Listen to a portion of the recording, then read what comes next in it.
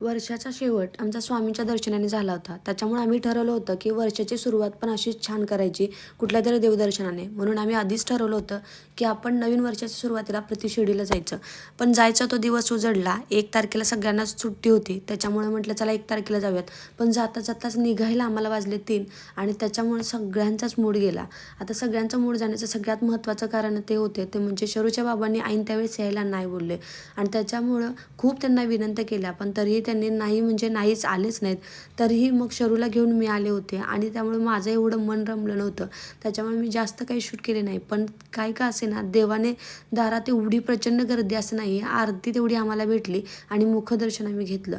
त्यानंतर आम्ही गेलो होतो ते म्हणजे प्रसाद घ्यायला. प्रसाद घ्यायला गेल्यानंतर पहिल्यांदाच मी एवढं भव्य-दिव्य प्रसादालय बघितलं होतं, जे की खूप छान होतं. मंदिर अगदी मस्त आहे, एकदम बघण्यासारखं. तर तुम्ही जर बघितलं नसेल तर नक्की एकदा व्हिजिट करा. तर चला भेटू पुढच्या ब्लॉगमध्ये. बाय.